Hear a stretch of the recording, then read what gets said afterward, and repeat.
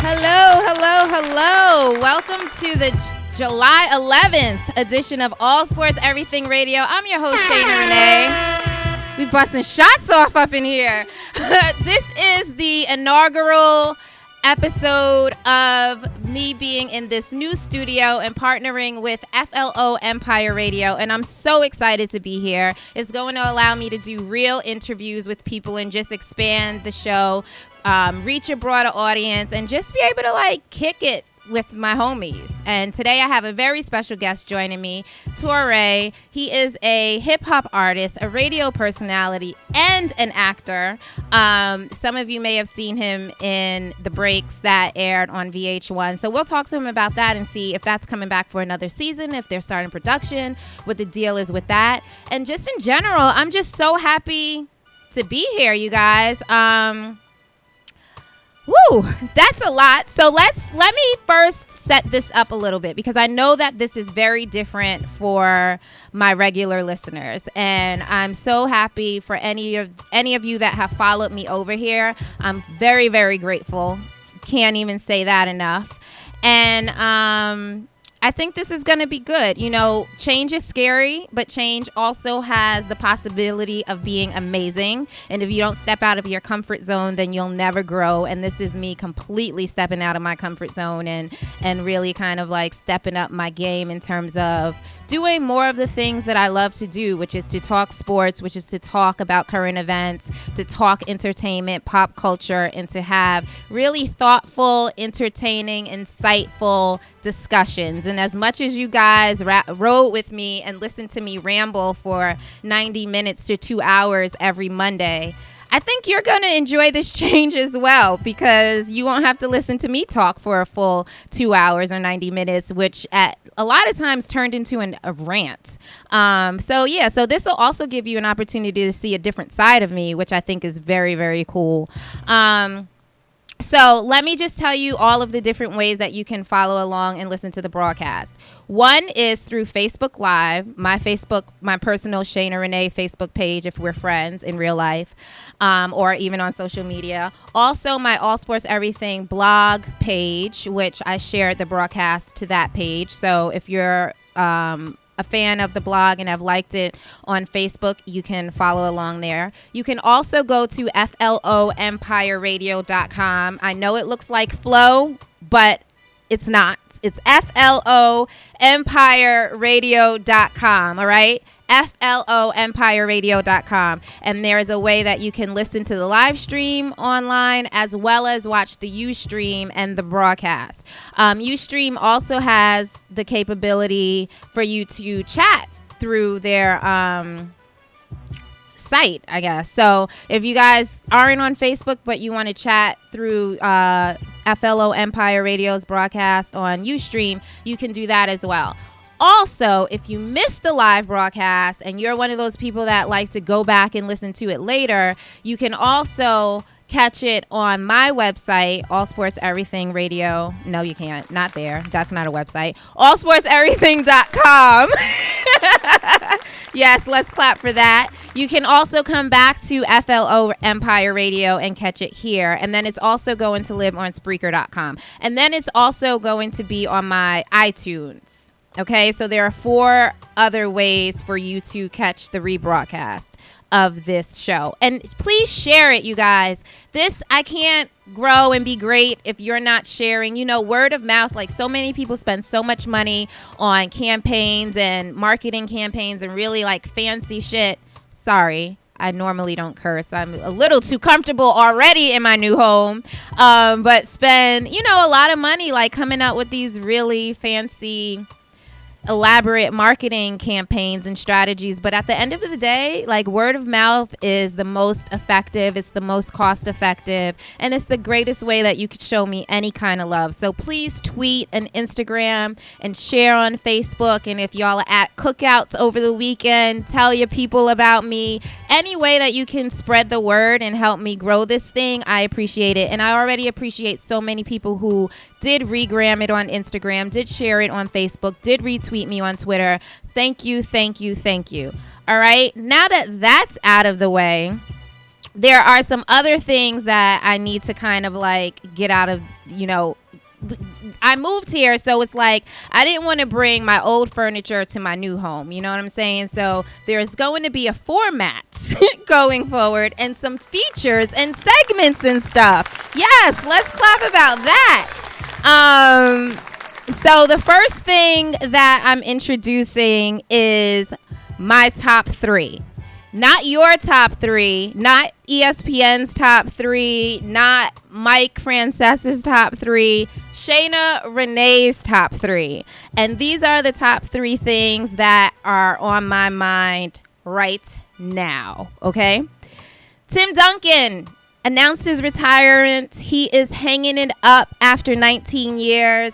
He ends his career as one of the most decorated athletes in NBA history, 5 NBA titles, 3 NBA Finals MVPs, 2 NBA MVPs, 15 All-Star appearances, 15 NBA All-Team selections, Rookie of the Year, and on and on and on. And if Biggie was right about bad boys moving in silence, then there's no one better than Tim Duncan. His selfless team-first approach and dominant results is quite something to behold, and what truly makes him the last of a dying breed in today's Me First League. Congrats to the big fundamental, Tim Duncan. Thank you, thank you, thank you. Next up is my girl Serena. She's number 2 on my top 3 this week. She did it, y'all. It took her 4 times to finally reach number 22 and tie Steffi Graf for the most Grand Slam titles in the Open era. But she did it. And then not only did she do it, but then she went back on the court with her sister Venus, and they won their Wimbledon final champion as well. And I think that they're 10-0 when they play together, which is amazing. So congrats to those two. I can't even say enough about Serena. Y'all know how hard I stand for her here at All Sports Everything Radio, on allsportseverything.com, at Unmanning the Game. Like everywhere I go, I just can't praise Serena enough. And it's just amazing to be a black woman and see someone who is at the top of her sport and at the top of sports in general who looks like me. Like I see Serena and I see myself. And so I feel like any victory that she's earned and all of the accomplishments, achievements throughout her 20-year career. So, I mean, I don't even know what else to say about her. She's the GOAT. And then the third thing on my top 3 is this news about Draymond Green getting arrested for assault in East Lansing, Michigan yesterday. I don't know if there have been any new details about this that have come out, but when the news broke about an hour or so ago, they just said that he was arrested. The report from mlive.com was very, very vague. It didn't have any details at all. At one point they said that they wouldn't confirm that it was him, but they would confirm that it was an NBA player who was arrested. And that seems like, why even speak on it if you're not going to confirm it's him? But then they said that he's due to be in court, that Draymond Green is due to be in court later this month. So, yeah, I don't know what's going on with that situation. ESPN broke into their SportsCenter coverage to announce it, and at this point, it's all over the place. And my thing is, like, all they did was say, breaking news, this just in, Draymond Green was arrested on assault charges, and that's all that we know. Details to follow. Y'all don't have anything to say other than that? What's the urgency of breaking into content and programming to tell us that we don't really know anything? So as more details emerge from that, I'll keep you guys posted, but it just seems to be like this is the kind of world that we live in today, and whatever, that's the deal. So what else, you guys? Oh, another feature that I'm adding later. I'm adding 2 additional features, but this one I have to start teasing. Shoot your shots. So Shoot Your Shots is where you get to ask me, Shana Renee, the host, any question. Keep it clean. Don't, keep it clean, you guys. don't try to get too comfortable because I will shut you down. And you will probably be blocked for life. But yeah, it could be about my personal, it could be about my childhood, it could be about whatever you want to know about me, or anything that you are interested in, just kind of like, it could be sports related, like who's my top 5 dead or alive kind of thing. Like it could be rap related, it could be whatever. I'm an open book. So shoot your shot with Shana at the end of the show. So send those questions in, you guys. Send those questions in. I want to be able to answer one today, and that'll be at the end of the show. So I'm going to do that with like the last 5 minutes of the show to go. All right. And my guest just walked through the door. So you guys, we're going to take a quick little break, and we're going to get him situated here in the studio. And then when I come back, Torae is going to hop on the mic with me. All right. So you guys be easy for a minute.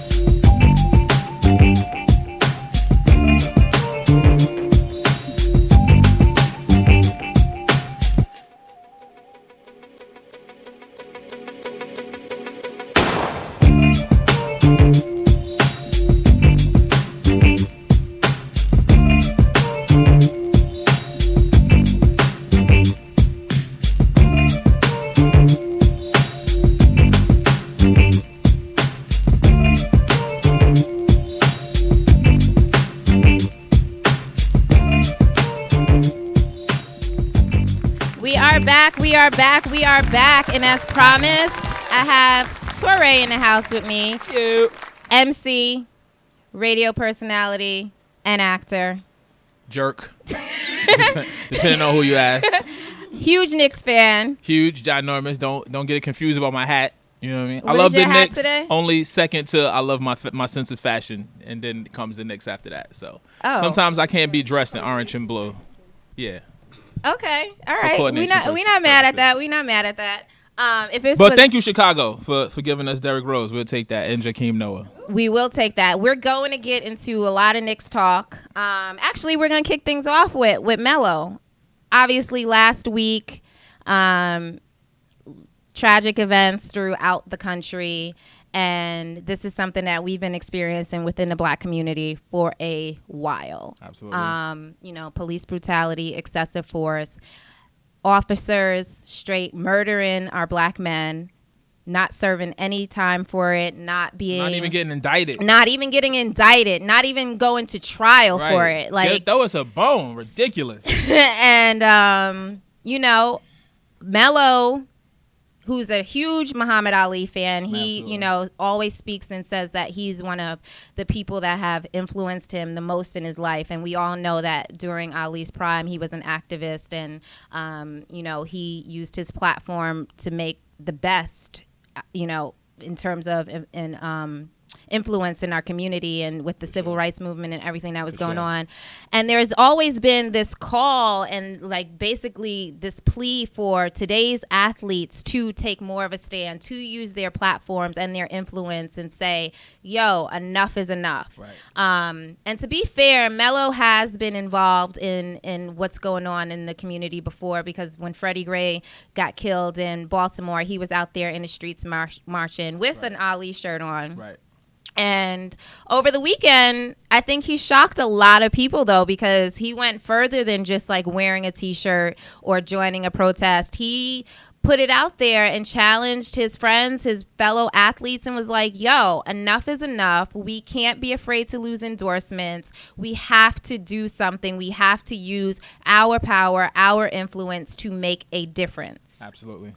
And as someone who has been like begging and screaming athletes to take this stance for a while, I was just overcome with like so much pride, especially as a Knicks fan. And yeah, for sure. When I saw it, and I won't say I was surprised. I feel like with everything, as things have been progressively getting worse, I would have assumed that Melo's stance would have gotten a lot stronger. And so when I saw it, I won't necessarily say I was surprised. I was definitely energized by it. It felt good to see somebody with quote unquote so much to lose, stand up and take that stance, because like you said, Ali, in his prime, fought for what he believed in. Jim Brown, so many athletes at that time, for lack of or probably just in the face of the fact that they felt that it may have been detrimental to their careers at that point. They may have lost some endorsements, they may have ruffled some feathers, but it's something bigger and greater than money, to gain from their involvement. And I love the fact that, not only did Melo stand up and say, listen, I need to figure out what we need to do, but he challenged, some of his peers to do the same. And so, kudos to Carmelo Anthony, somebody who's outside of just that, somebody who's always out in the community, whether he's building basketball courts in Puerto Rico or he's doing things in Red Hook, or he's helping. He's always given school supplies at the start of the school year. I've covered a number of those events for him. Numerous different ways he's given back, him and his family. So, definitely. And Lala was out there marching in Times Square over the weekend. Dope. Yeah. Because, for as huge as personalities and as famous as they are and as great as athletes and actresses and things of that nature as they are, they're still very down to earth and they're still very human people. I've had numerous conversations with Lala, Melo. Always very, very cool. You see how he just slid that in there? You see how he just we're just up here telling the truth, man. Right? We're just, and they've always been, very, very welcoming and humble. Yeah. And I love the fact that they do so much, to give back to people. Just really, really dope, really dope people at the end of the day. So one of the new additions to the show is that every week I'm going to have a question of the day situation. So, I'll pose it to you first, and then all of you out there listening, I definitely want you to weigh in, so you can comment on my Facebook Live. Tweet me if you're listening at It's Shana Renee, ITSSHANARENEE. Or you guys can call in. Who's going to be my first caller? Do not let us wrap at 4 o'clock and me not have one caller. Now we're going to post this phone number right now. Get these calls popping. 929-227-4646. Okay, so that's 929-227-4646. So today's question of the day is, as Melo has charged his people to kind of like put this call to action together, how? It's easy to be like, we got to do something. Athletes need to do something. Why isn't LeBron saying something? Why isn't Cam Newton saying something? Like, really coming? Oh, we have a call. Okay, so let me finish posing the question. But like, what can be done? How can we mobilize using the athletes and their platforms and the relationship that they have within these inner city communities? I mean, if we look at the NBA, there are 30 teams, 28 states. Wait, what did we say, Kayla? We were on the train writing this out, and we were trying to count it all out, and now I don't even know what I did with it. Dag it. That's it, right? Oh, boy, yo. Yeah, I have no idea where I wrote it though. Anyway, it's a lot. Like there's a lot of ways that much we know. Be clear on that. Yeah, there's a lot of ways that the NBA using their athletes and the teams, if they get the backing of the teams, if they get the backing of the leagues, I feel like there's a way that they can really make an impact. But I want to hear some suggestions from you in terms of what ways would you go about it within your community. So we'll take this call first, and then Torae, I want to hear from you. So caller, you're on the air. Shana Renee. Hi. DJ Hans. Hey, Hansel. What's up? What's going on? It's good to hear your voice. Thanks for being my first caller. Of course, I'm a supporter. I know. I can. So me and Hansel go back to like what, Hansel? Like 4th grade, 5th grade? Man. Way back. Yeah. Too far back. Wow. Yeah, only 10 years ago.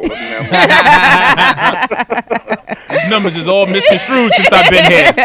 I graduated in 07. Right, so. Me too. But so it's I actually have an answer to your question. Okay. And I think that basically until, I think that, I don't know, because I've heard a lot of people say that they should not play. Right. Until the league steps up and says something. Right. I don't know how much that would work, but I do think that would be a start. Okay, but it's the off season, so I mean, when the on season, let them know. Listen, we're not playing if you guys don't step up and try to be a part of helping the situation. So, thank you for calling. Thank you for your comment. I feel like the season doesn't start until like October. This is like they've delayed it for so long, and the momentum and the anger and the rage is still with us. So to say, we're not going to play again until whenever they do, whenever the season resumes, I think that that's taken a lax approach to it. I think that they need to be a little bit more aggressive, a little bit more proactive. And that is deflecting the power that they have. They don't need the NBA to back them. They have power within themselves to say like, yo, we are who we are, and we know how powerful we can be. There's strength in numbers, using Golden State's team mantra. We can make an impact on our own. Will it be more powerful and more effective and more impactful if the league, stands behind them? I do think so, but I don't necessarily think that boycotting is necessary right now. What do you think, Torae? I think that these artists, these athletes, these people in these positions of influence and power don't realize just how powerful a tweet could be, a post could be. It's not. And, of course, we would love to see everybody do more, but everybody doesn't know exactly what to do or how to start it. But just something as simple as saying, listen, Carmelo with his back in places like Baltimore, listen, this is the community center. This is where we're going to meet. We're going to brainstorm ideas. Just sharing that information, having so many different millions and millions of followers can be a start to doing something. Saying that he's going to show up at a particular event. People might come just for the photo op, right? But at the end of the day, what we trying to get on this agenda, the things that we trying to get situated, figured out, is what the message is going to be, and what the itinerary or what the outcome of we trying to make is going to happen. So just having athletes show that they care and show that they want to be involved, I think is a really, really strong and powerful start, because none of us have the answer. Right. Everybody wants to go about it doing different ways. Some people want to boycott, they want to see the athletes boycott. Some people want to boycott certain companies. Some people want to, try to boycott the MTA and things like that. Right. And everybody has ideas, right? I think that unity and organization is key, and I think that needs to happen first. Everybody getting together and trying to figure out how to get on the same page, because if one group of people is doing something over here, one group of people is trying to start something over here, it's just going to be all discombobulated. I think unity, and that doesn't just mean us black people unifying. I think everybody with the same mindset on the same path for equality, for justice, for peace in the world. I think we all need to get on the same page and start to just come together and commune and have these conversations and have this dialogue. And then I think the same goes for, just for the particular situation at hand, what's happening with law enforcement. I think that the cops need to get together and have these conversations as well, because in every job, in any profession, anywhere you go, I just went and had lunch, right? The lady didn't give me my drink. She gave me my meal. She didn't give me my drink. So she made a mistake, right? Right. And I walked up to her. I was like, I got my food. I'm almost halfway done. She said, oh, I'm sorry, I forgot. She made a mistake. She owned up to it, and that was that, right? If you go, sometimes people might mess up your eyebrows. You're doing your eyebrows. My barber might, mess up my hair, my line a little bit. Like, people are human. Going back? You going back if they mess up? Not here, on my face. On my face. You might mess this up down here, this bit. My point is that people make mistakes. And for law enforcement and the police to say that, we're never at fault. We never did anything wrong. We always going by the book. It's protocol.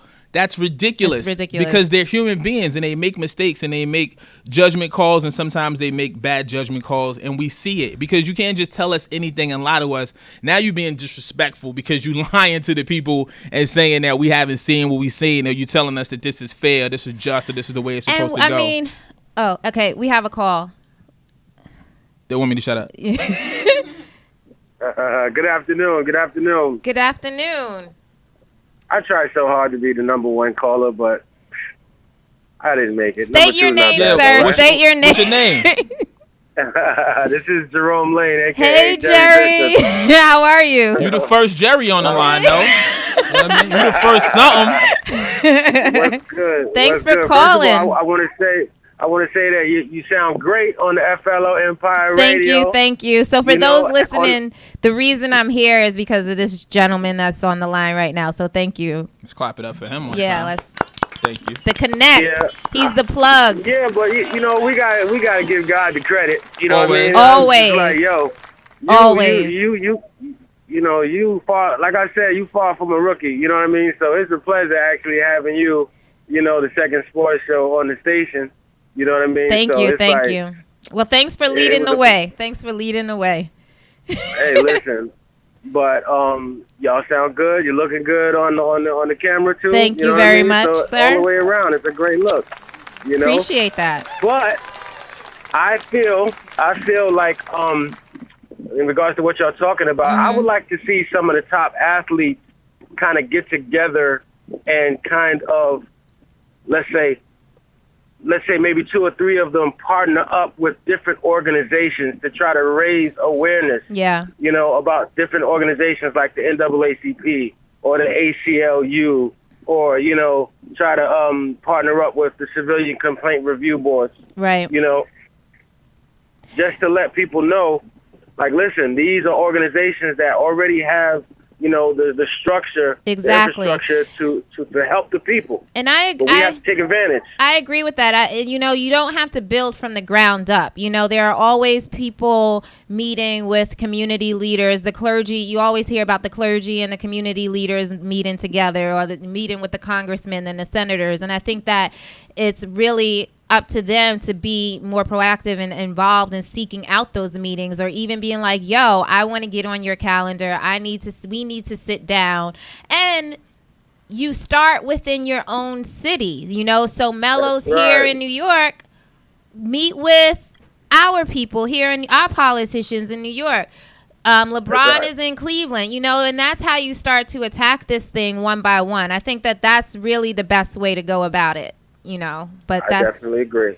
I feel like it seems so daunting because, let's be honest, like, this is a systemic thing. It's been this isn't new, and I feel like anyone who's in denial about Black Lives Matters and what exactly the movement is about and sees it as anti-white or anti-cop, they're so disenfranchised and just ridiculous in terms of thinking that this is anything new. Like, this has been going on for hundreds of years, just in terms of us feeling devalued and dehumanized as a people within the country that we built. And right.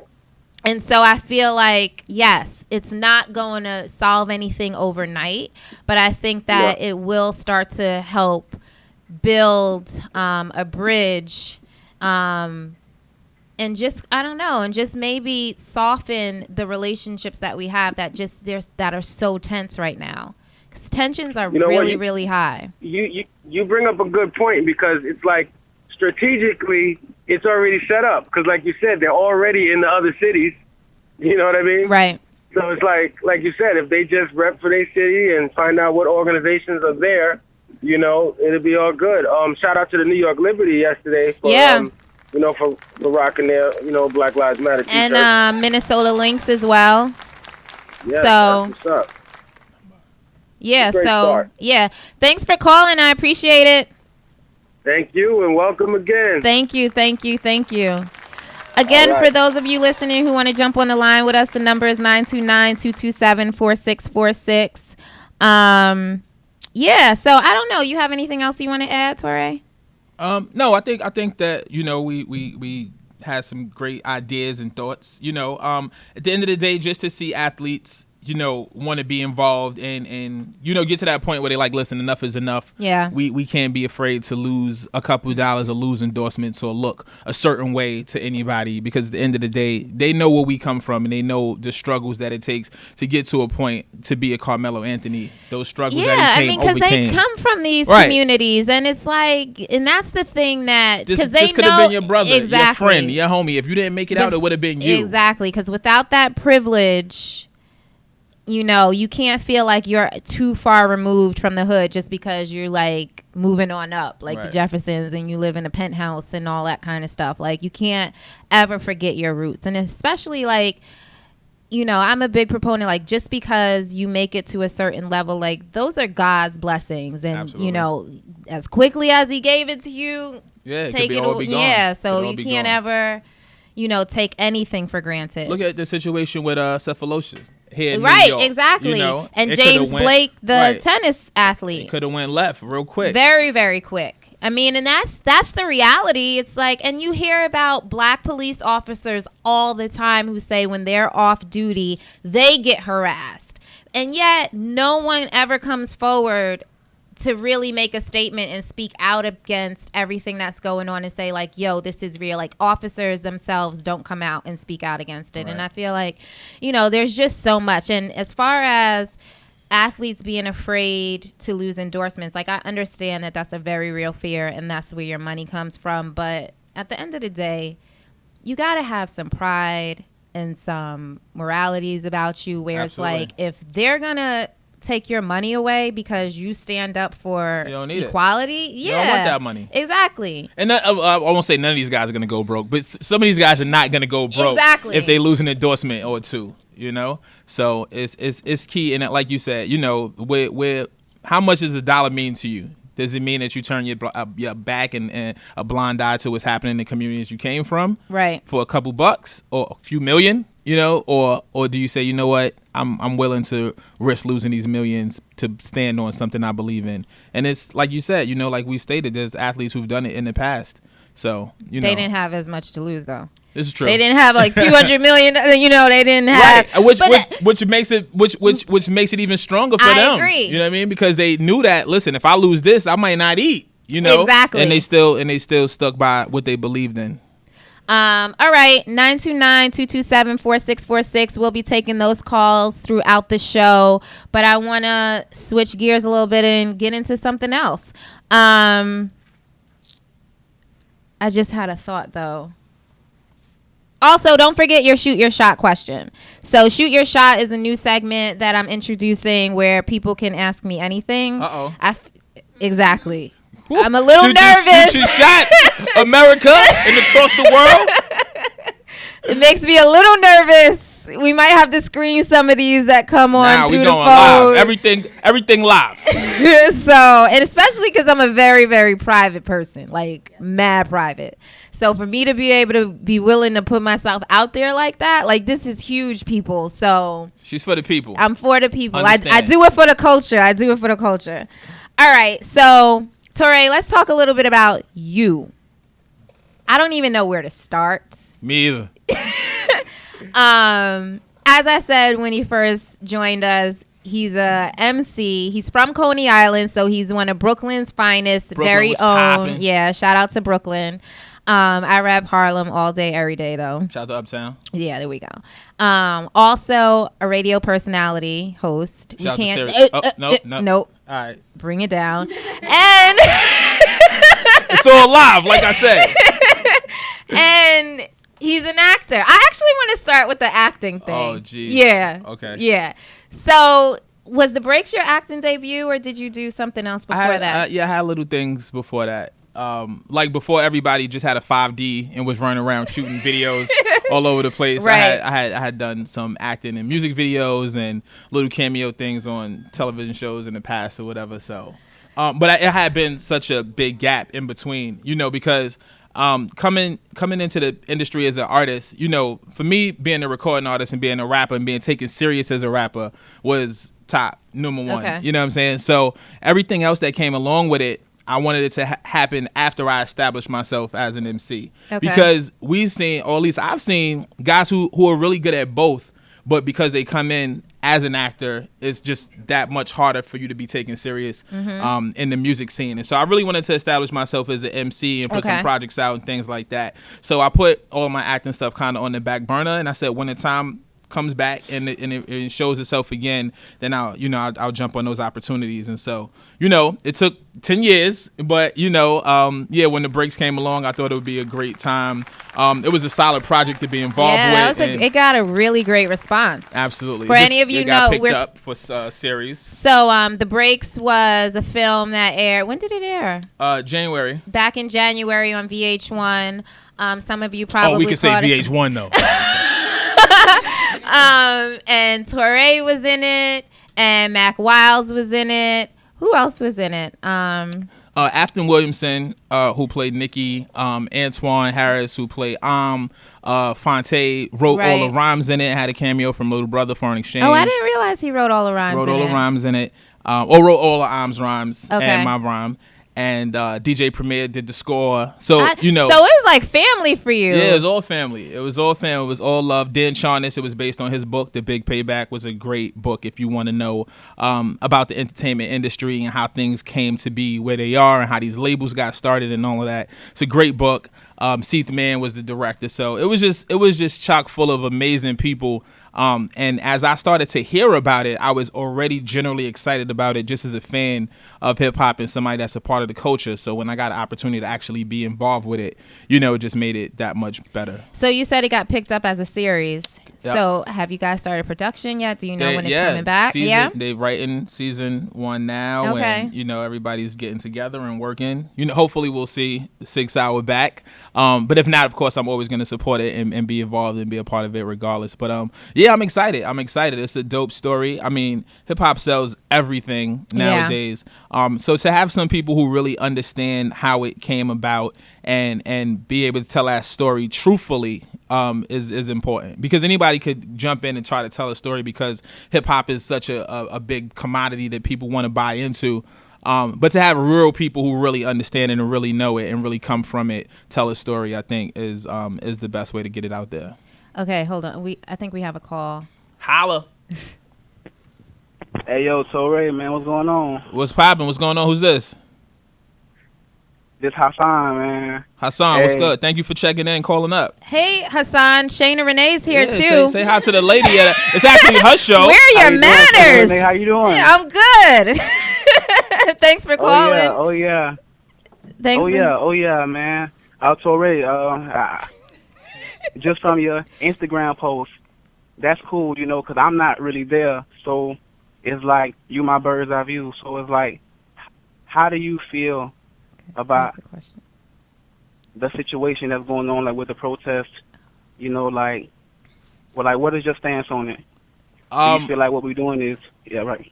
Go ahead. Yeah, no. I think everything outside of the nonsense and the violence, I think every stand that's being taken is helpful because it's showing people that it's not isolated, it's not just relegated to a certain community or certain neighborhood, but it's a worldwide thing. You know, I got people that I know from Germany and Berlin who've been out there marching and protesting and talking Black Lives Matter. I know people all across the 50 states that have been doing it, you know, so because it's not just here in New York or it's not just in Minnesota or it's not just in Baltimore, it's a worldwide thing.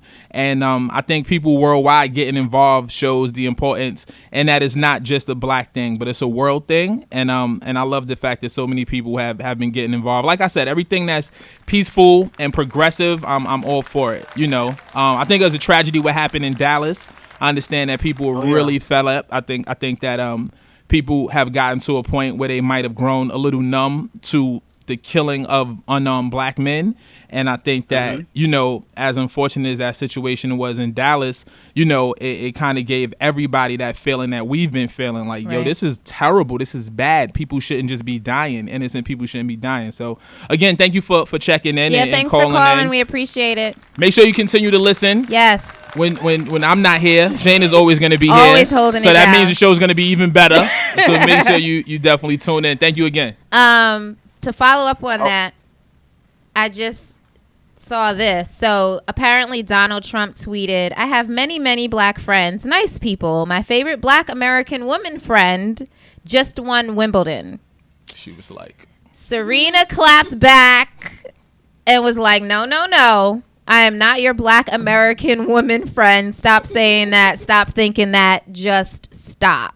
And have several seats. She didn't say have several seats, but I mean, just add that in. All the seats. Yeah, I feel like, you know, when these incidents happened, because, and I don't want to get too political on the show, but during the general election, more so, we know Trump's not, you know, checking for any of us, but between the Democratic election with Hillary and Bernie, like Bernie's been down for us for, you know, day one and been very, very outspoken about the police brutality and everything that's been going on in the community. And I feel like Hillary wasn't really checking for us like that, but she recognized that she had to step it up in that way. And then it seemed like it was more so pandering than anything else.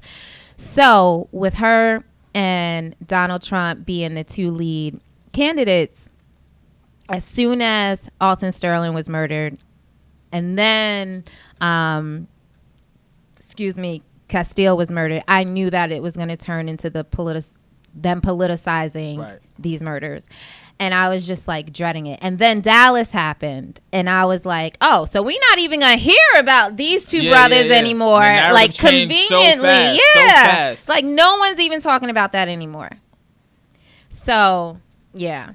If you follow me, that conversation hasn't changed. My conversation is still Black Lives Matter and Alton Sterling and Philando Castile. And the thing that I love about Torae, like if you haven't listened to his music, you should, because not only is he a dope MC, but and he's New York, but he talks about these issues in his music, and he's like practicing what he preaches in terms of saying like, yo, you really need to use your platform for something positive and to speak about what's happening within our communities. So on your last album entitled, you did a lot of that. Yeah. Crown, which is one of my favorite joints on the album. You talk about Black Lives Matter. You can tell us. Yeah, you know, Crown is, people see it or think, oh, he's like the king of rap or the king of, no, you know, the Crown is the royalty that we are. I don't want, when you listen to my music, you know, it's not about who could twerk the best or, you know, who got the biggest rims on their Wraith, or if you put rims on a Wraith, I don't know. I don't got that money. But, you know, just like the rhetoric that you hear over and over again, you know, I'm talking about upliftment. I'm talking about, you know, knowing your history and knowing that we come from royalty and knowing that, you know, before we were in the projects, we were in the palaces. And this is not a lot of what they want to put in out there in the front lines that get people to understand where they come from and who they really are. And so, without it being preachy, it's still dope music and entertaining. But I definitely wanted to, the reason that I went in and even did a new album is not so much because it was like, it's time to do another album. It's like so much was happening in the world. Right. There was so much on my mind. There was so much on my heart. It was like, the way I vent is through music. I write music, I record music, and I just started venting in the studio, and it just started turning into song and song and song. And then I was like, okay, now let's finish it up and make it a project. You had a lot to say, because how many tracks? Like 16 tracks? Yeah, it's like, about 16. This would give or take. And the production is crazy. So you worked with Preem. Yeah. You worked with Chocolate Boy Wonder. Yeah. Pete Rock. Pete is on it. Like legends. He's working with legends people. Illmind. Who else produced some of the tracks on the album? Who else is on the album? I got about 4 on there from a new guy named Praise. New to you guys. Right. Amazing producer.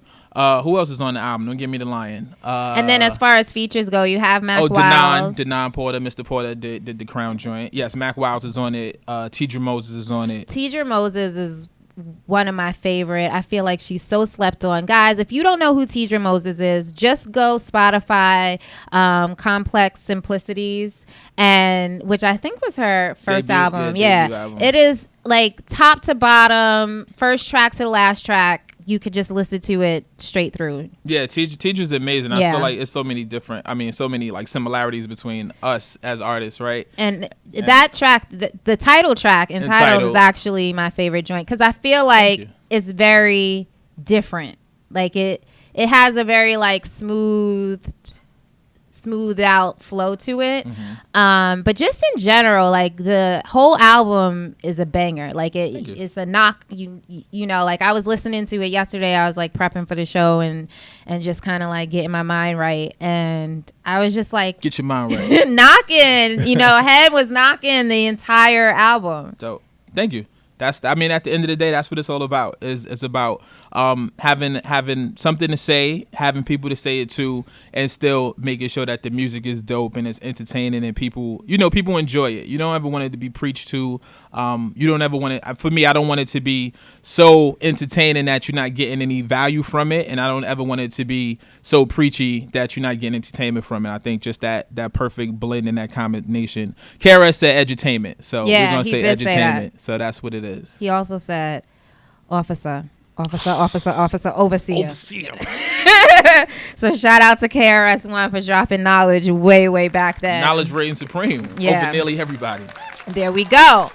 For those of you listening, the call-in number is 929-227-4646, and the question of the day is, how can athletes who want to mobilize, who really want to make a difference in the community, who want to bring awareness to police brutality, how can they use their power, their platform, their influence to do that?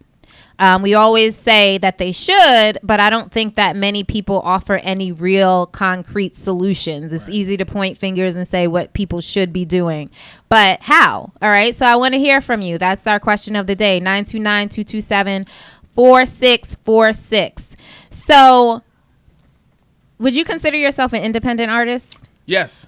All indie everything. That's me. Okay. So all indie everything. You also have your own label? Yes. Internal Affairs Entertainment is my own company. So I do something. I'm an entrepreneur. Are you Jamaican? I might be. I thought I was regular black, but I might actually come from somewhere.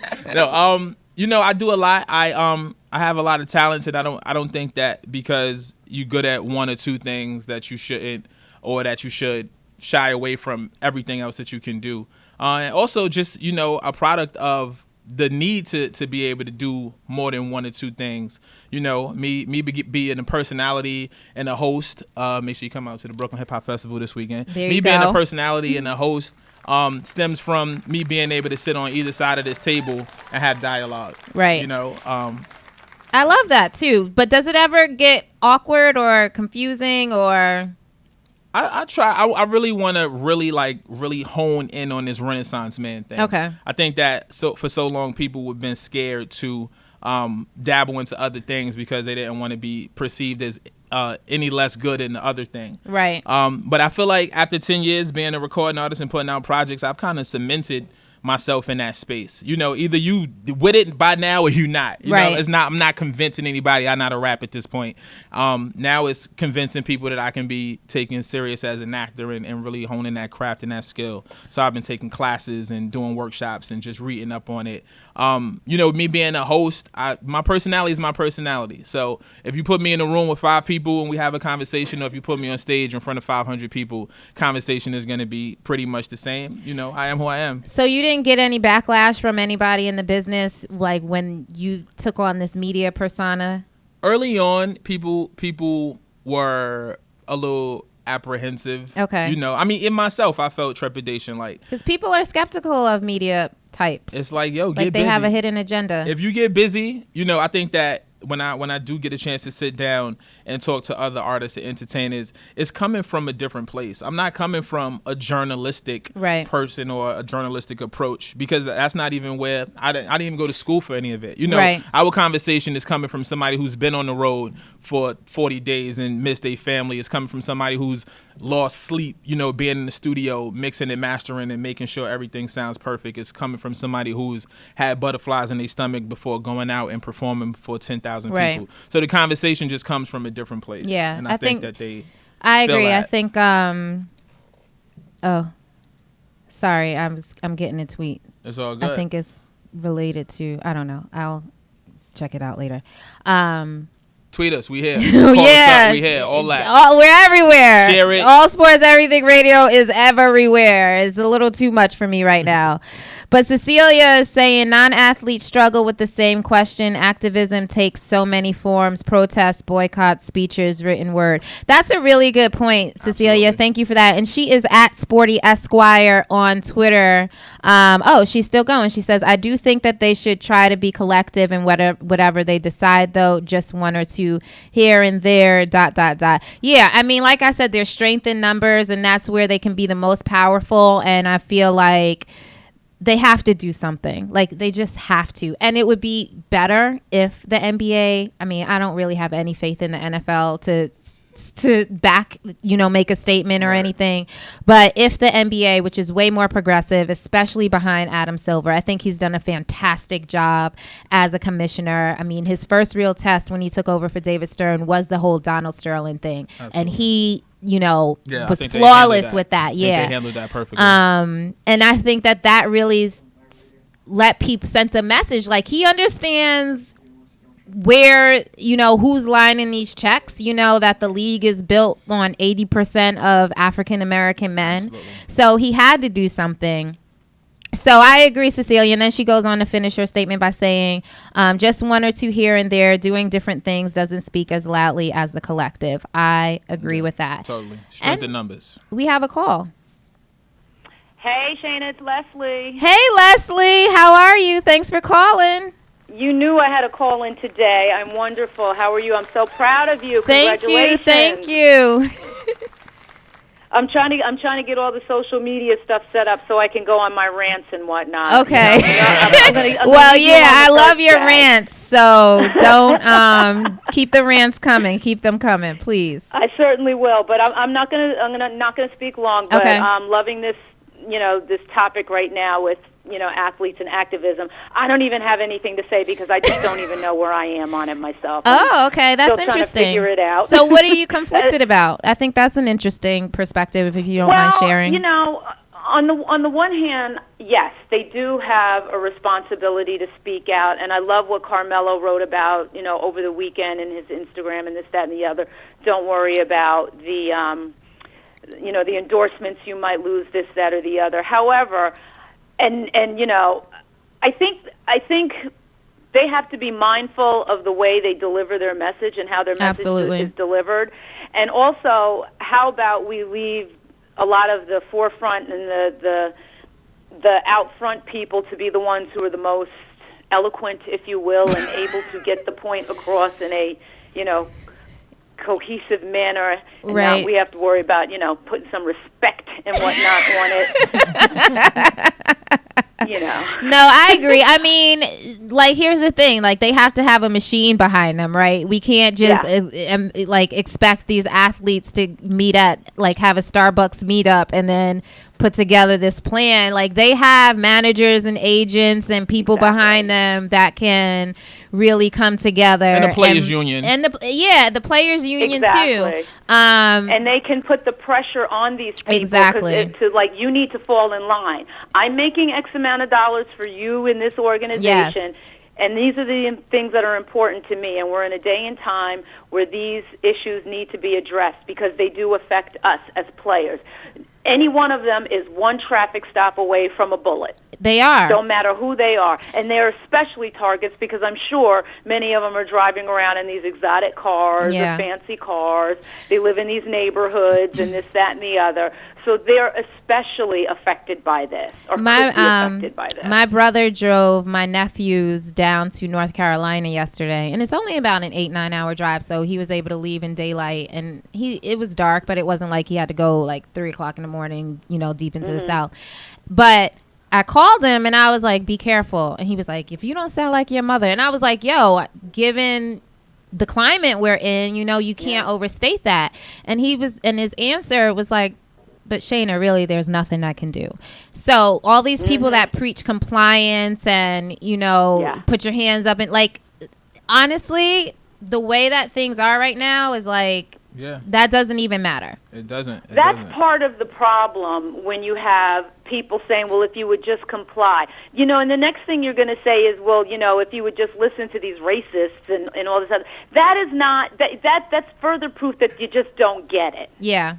Yeah. And I don't, and I'm not, it was one thing, I was so demoralized all last week, and I had really lost all hope in this country. But one of the things that I struggle with and is that there's this innate thread that is just born in this country out of how this country was born vis-a-vis slavery. Right. It is just there. And I don't care how many people want to talk about their families came over here, they were immigrants, they made it, they did this, that, and the other. You benefit by the color of your skin. Yeah. I don't care that you only came over here 150 years ago. So what? The fact that you're white, you benefit off of how this country was founded on racism. And that's the part that a lot of people just can't get around. And I don't know which athlete is the right one to like expound on that. So that's why I say when I'm a little confused as to like, well, what's the best way for them to do it? What's the best answer? What's the best message? And certainly that's out of my pay grade because, as you said earlier, they've got the players' union, they've got PR machines, they've got this, that, and the other that can formulate those messages for them.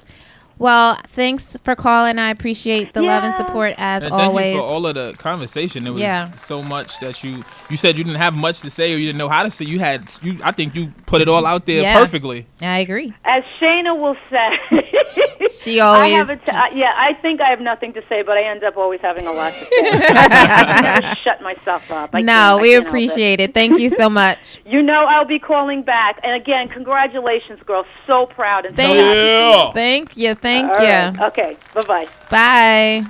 All right, you guys, if you want to contribute to the topic, keep those calls coming in. I don't remember the number. I can't find it. 929. What is it? 227. 4646. Let me write that down. That was a nice little sound bite there. 929 227, like the show. 4646. That's an easy number. Yeah, that's actually really easy to remember. 227-4646. Nice. All right, so Torae, we got to talk basketball. Yes, let's talk some basketball. How are you feeling about our Knicks? I'm feeling so good. Are you really? I am. Okay, why? I am. I mean, I think just in simplest forms, if you put the roster from last season on paper and the proposed roster for this season on paper, and you compare and contrast, you have to feel better about what should happen. Okay, but I see that, and I'm going to raise you this thought. Talk to me. If you put this roster that we have on paper and you compare it to the Heat's roster, the Bulls rosters, the Celtics roster, the Cavs roster, how are you feeling about our Knicks? Listen, I gotta stay positive because we've been, with the exception of one or two good seasons in the past few decades, it's been really, really bad. Right. So I'm looking at this team as a starting point to things to come, better things to come. New York is a tough town to own in or to be in part of management in, because it's everyone says, yo, just blow the team up, rebuild, start from the bottom up, but that's really, really hard to do in New York, and I totally get that. These little quick fixes and things, I think this is probably the best quick fix that we've done in a long time, because Rose is on 1 year. Yep. Brandon Jennings. If it doesn't work after this season, guess what? If we're gonna have a bad season this year, we were gonna have a bad season anyway. Right. And so let's see what we can get out of this. Let's see if we can get, to a team with 50 wins or something like that, and see if some guys will want to come and play here. There's gonna be more money to pay here. It's still New York City. It's still the Mecca. I think anywhere around the world, if you play basketball, playing in New York City and achieving something in New York City still means something. Even though you can get money in other markets now, New York is still New York at the end of the day. Maybe I'm biased because I'm a New Yorker. I think that Melo understands that his window is closing, and that guys that come around him gotta be on that same page and have that same mindset about really, really trying to win. And at the end of the day, I think that we have good talent on the team. I think we have competing talent, and we in the East. In the East is always a crapshoot. It comes down. It could come down to. It's true. You know what I'm saying? Like, as long as we in the East, you might have a shot at it. You might have a shot at it. So I feel like the team will do a lot better than they've done in the last few years. Yeah, I mean, obviously, there's always the caveat that we have to stay healthy. There's a lot of injury-prone players that were added to this team during the off season, but crossing our fingers and doing all that stuff. To just pray that our guys stay healthy, because I do believe if we're healthy, then we do have a good shot to make some noise in the East. Absolutely. So what would you consider successful? Would it be us getting to the playoffs? Would it be us making it to the second round? Or would you want more? Like, if we just made it to the playoffs and we were swept in the first round, would that be okay for you? No, that's never okay. Getting swept in the first round is never okay. Just being a competitive team. A competitive team, leaving it all out on the floor, not giving up until the final buzzer sounds. That's what you want out of your team. Even with a guy like Noah who has had these injuries, his grit and the way he goes about playing the game ugly, but in a good way. Right, it's so New York basketball, right? Yeah. I was really on the fence about the Derrick Rose thing until I saw his press conference, and he made me a believer. And until I saw that it was only 1 year. The 1 year, the 1 year thing. When they first said Derrick Rose, I was outside. Hell no. Yo, I was traveling, right? I was outside, so my phone is buzzing, my Twitter's going crazy. I'm like, what? Oh, when they announced the trade? Yes, Okay. and before it actually goes through, you get whenever it hits the wire is when people start talking about it. I was like, yo, we not trying to get Derrick Rose, B. This is so New York basketball, This is so New York typical. Knicks. Get a guy a couple years past his prime, injury prone, pay him a bunch of money. Exactly. And then I got a chance to sit down and see the deal, and I said, you know what? That's not a bad deal. That wasn't a bad deal at all. I think 99% of Knicks fans had that same exact reaction. Because you have to. This is what we've become. We've been conditioned, to accept and expect from the team. And so I didn't feel bad about the trade. And then I saw him in the press conference and his thoughts on everything. Yeah. And I was like, you know what? It feels like he wants to be here. I feel like he has something to prove. I agree. I watched him last year. We played 60-some games last year. So, is he MVP form Derrick Rose? No. But we don't. I don't think we don't need him that. to be that. Yeah, no, we don't need that. Listen, when we haven't had a good We had guard. Calderon. Dog, I could have played. I could have ran the point. I mean, come on. Nicholas could have ran the point. Shout out to my son Nick. He won best shooter in basketball camp last week. So get it, Nick. You just out here because he yellow, so you think he's Steph Curry. Oh. Well, Steph Curry was catching a lot of heat this week. Did you hear about his basketball camp in Hawaii? I did. I saw a few things about it. Charging like $2,500 for his kids' basketball camp in Hawaii. That's a lot of money. That's a lot of money. Like, who is he serving? The Hawaiians? I don't know. I don't, and I saw it, and I kind of saw it in passing, so I didn't get a chance to really do all of the knowledge on it. But that's a lot of money. Martellus Bennett, NFL player, he actually came at Steph, and because his wife is Hawaiian, so during the off season, him and his family live out there, and he's actually doing his football camp out there and right now.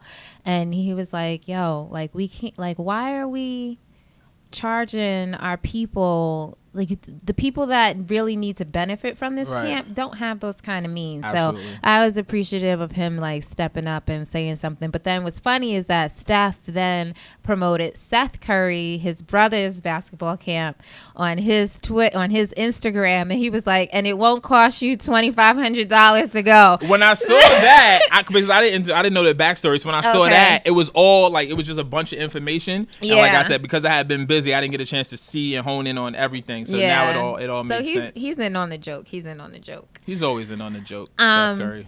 Yeah. So speaking of Steph and the Warriors, what are your thoughts on KD leaving OKC to go to Golden State? I can't get with that. See, I can't get that. I'm of a different breed. I'm a different era. Yo, I'm from a different era. I like my music a certain way. You know what I mean? I like my basketball a certain way. There is no way you would have saw Allen Iverson go join the Lakers that following season. There's no way you would have saw Pat Ewing join the Bulls. There's just no way the guys that you went to war with and battled with that you go and join. You like, I mean, the saying is you can't beat them, join them. Right. That does not apply in basketball at all. It is never acceptable. So you look at him differently now? You lost a tinge of respect for him in his game? I can't respect that. Even if he decided to leave OKC to go to Golden State, I can't respect that. See, my thing is, and I don't disagree, but at the same time, I'm not gonna crucify him over it, because if getting a ring is truly a goal of his, a career goal of his, and Golden State is affording him the best opportunity to achieve a goal, then why not? I get that.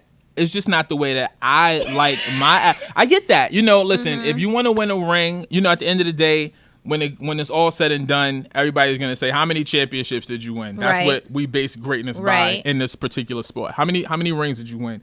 If that team gives him the best chance to win a ring or two or three, then, you know, as somebody who understands life and the way things go, I get that and I understand that. Me as a fan of the sport, and that's how I speak as a fan of the sport. I don't play the sport professionally. I don't have any investments in it. Me as a fan of the sport, that's not what I want to see. Okay. I don't want to see that. I want to see you getting out there and you competing against these guys and getting over that hump. You know, not jumping shit. But he's still going to be competing. I mean, it's not like... No, you got to compete against the guys who beat you. So... The guys who bumped you. The guys who gave you that... When they smacked the back of your head, like, get up out of here, little homie. You know what I mean? My thing is, it's not like Durant is just going to coast. You know, he's going to still drop his 25 plus a night. He's going to show up ready to go out there and ball every single night. And he's going to carry the team at times, because we saw, especially when it comes in the finals, Steph goes ice cold and is MIA. It happens. And it's not to say that. Wait, so. Oh, my show. Hold that. So I feel like, because everyone's like, all right, regular season, whatever, but it's really going to take him to build his legacy. Like LeBron, like, really needed this Cleveland championship, and for him to take over in the finals to really be on this pedestal that people have already seen him on, and his critics to really just be like, you know what, I can't even come for him anymore. Respect to LeBron. So I feel like in the playoffs, as he took over in those games with OKC against Golden State, like, he's still going to be him. He's still going to show up. So he's still going to be a major key and a contributor, a contributor to the team. And I feel like, you know, it's like people are saying like Steph and Clay and Draymond are going to carry him. And it's that. I don't believe that at all. I don't see that at all. And, you know, we saw it when we got the big three in Miami. It wasn't a cakewalk. Right. You know, you still got to go out there and ball. You still playing against professional athletes. You have to gel. Has to, my thing is, he left a contender. Right. He left. It wasn't like he was with bums in OKC. No, Russell. He left a team that could have competed again. Listen, 1 or 2 balls. These guys were up 3-1. Right. You know what I'm saying? So they could have beat that team. I felt like, I just feel a quit in that particular decision. Okay. You know, it's like, damn, I can't get over the hump. All right, we're gonna try again. But All right, I can't get over. He was there. Him and Russ played together 8 seasons. They went to the finals once. I think they went to the conference finals 4 times. So they had opportunities. And I really feel like this was more of an indictment on Russell than anything else. I think he was just tired of playing with him. And he's like, I can't win with him. As much as he loves him, as much as he respects his game, loves him as a brother, as an individual, whatever, I feel like he was just like, yo, I can't play with him. If I was advising him, I would have said, yo, stay in OKC 1 more season. You and Russ make a run at it. And if it doesn't work, then both of y'all peace out and do your thing. Exactly. But he didn't want to. I feel like that. And you know, nothing is given, right? Anything can happen in the course of a season, 82 games. But I feel like you give it 1 more go. Okay. These guys got so close, you know? They got very close. And at the end of the day, Golden State is already a championship team with the best regular season record in NBA history. Right. So you're already going to guys who win. Right. You know what I'm saying? You haven't won. You haven't won a chip. You haven't broken that record. So when you go there, you're joining a winning pedigree organization. So what you just said is very equal to LeBron's situation when he went to Miami and joined D-Wade. Do you see it as an apples to apples comparison? Because some people do, some people don't. Well, a few things changed that dynamic for me. LeBron and Dwayne's relationship, outside of playing basketball together, they were really good friends. D-Wade did win, but when LeBron came to that team, he was the best player there. When you bring KD to Golden State, you know, it's arguable. Is he the best player there? I think what LeBron brought to Miami is a lot different than what KD is coming into Golden State with. In what sense? I think that LeBron was the best player in basketball, and his overall skill level upped the ante of that team. KD is gonna up Golden State to a certain place, but again, unless they win 82 games this season, is it really, what is he really bringing? I see what you're saying. I think it's very unrealistic to think that they're going to win more than 73 games. However, if they win a I get it. Trust me, I understand. But I feel like people were so irate. Like Stephen A. Smith, was going off on his. That's all he ever wanted to do. I know, but it's like he wigging out in Chipotle. And I told you I wanted brown rice. And then Larry Bird is commenting. Charles Barkley always has something to say, but it was just like, let this brother live. So I see a comment on Facebook. Rob is saying, thanks for listening. And Monica, thank you for sharing with your husband. He's saying, hey, Shana, love the show. Not mad at KD. Get your chip, brother. Plus, LeBron's done it a few times. He said a few times. I don't. Because people keep saying, but he went back to. Him going back to Cleveland to me is not. He said doing he's the responsible for starting this trend. He's still absolutely revered. not. Absolutely not. So you don't. A lot of people believe that. A lot of people are like, look at what LeBron started. This whole super team thing. So what happened in Boston when they won? I agree. That was a big 3. What happened in it didn't happen. It didn't work for the Lakers. But when Peyton and Carmelo joined the Lakers, LeBron was the first one to do it. I didn't dig LeBron. I didn't either. But I'm not a LeBron fan. I didn't dig them trying to build up that super team the way they did in Miami. I think he was young. I think the way he went about making a decision was in very bad taste. At the end of the day, they did achieve some of the goals that they set out to do. But I respected the fact that he walked away from that and went back home for a number of reasons. You have to respect that. You have to. And when people say he did it a few times, he went back to Cleveland, they were...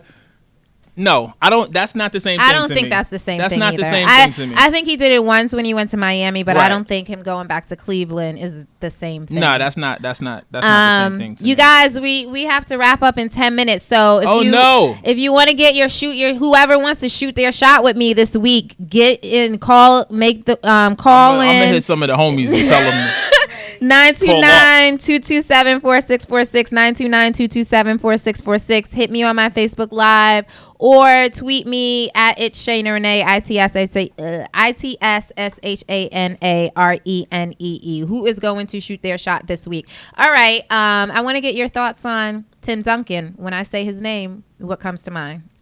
Oh, man, class act. Class act. Yeah, for sure. TD is a class act. So I pulled up the tweet as I saw that he retired today. I think it was. Let's pull it up because I posed the question to my Twitter followers. Okay. When they got eliminated, and I said, is Timmy coming back for a farewell tour, or does he just roll out low key after this season in Timmy fashion? And so many people said he's just gonna retire low key. That's who he is. That's how and it's been proven. You know, just a consummate professional, someone who understood what it took to win the game, the sacrifices it took. Yep. The real definition of a teammate and a leader. Yeah.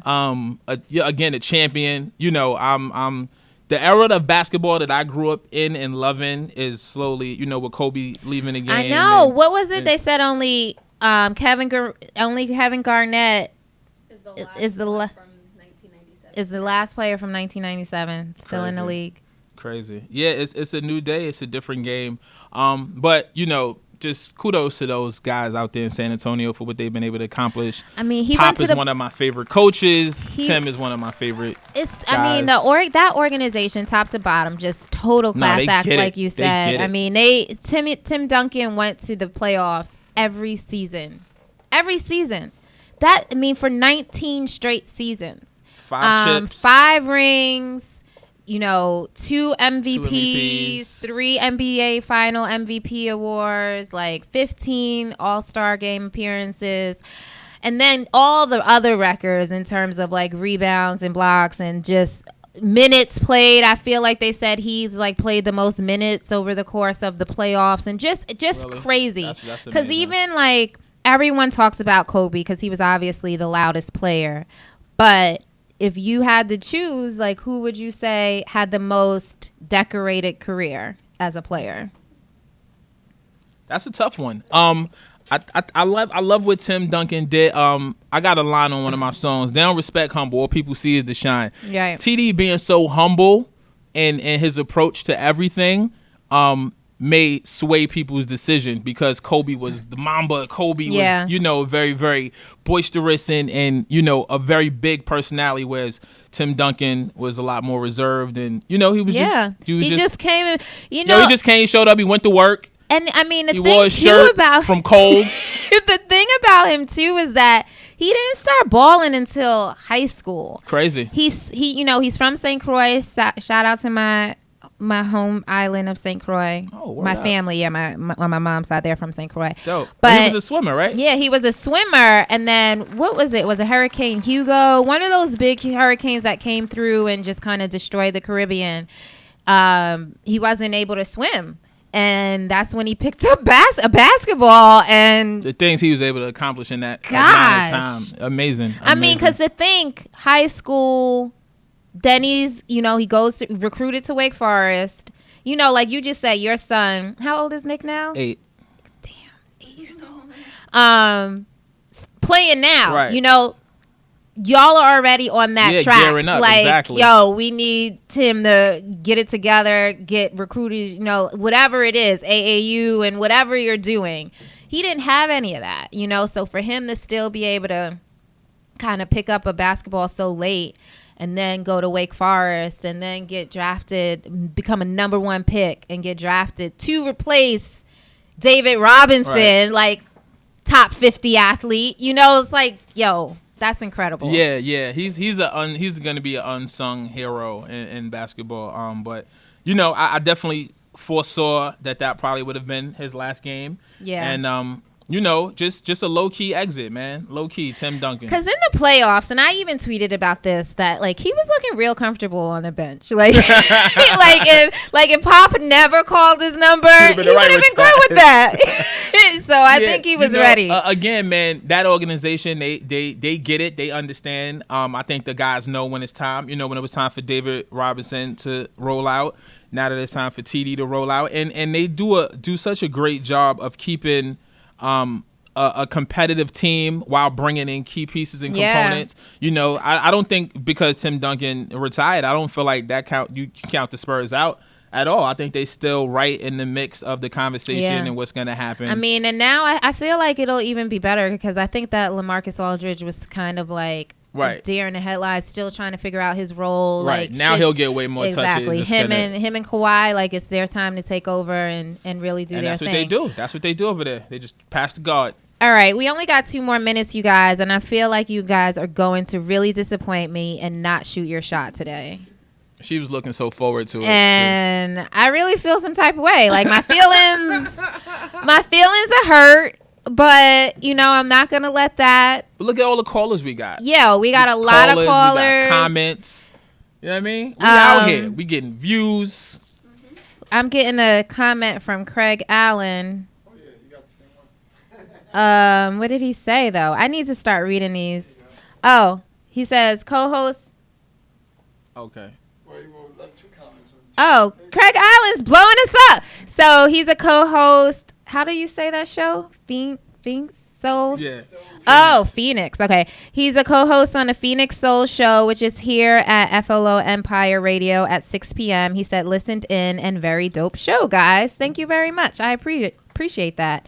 So he didn't shoot his shot, but he can't. He's a co-worker. He came through. Don't shoot your shot with co-workers.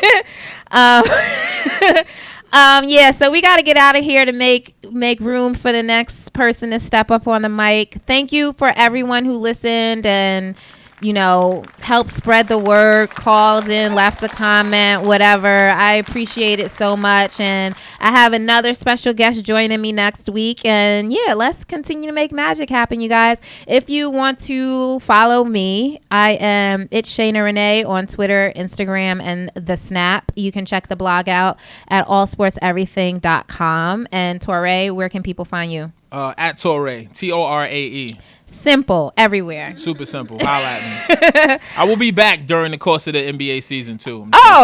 There you have it. I invited myself. Yeah, let's do it. I'm not even mad at that at all. It would be an honor to have you back. And I'm glad that we were able to get because I interviewed Torae like 3-4 years ago for a little known web series that never got off the ground. And it was so dope too. It was, man. But we got this instead, so we still were able to make it happen. So I appreciate you. Thank you so much for making my first show a memorable one, and a great one. And thank you guys for tuning in. And I'll see you next week. Peace.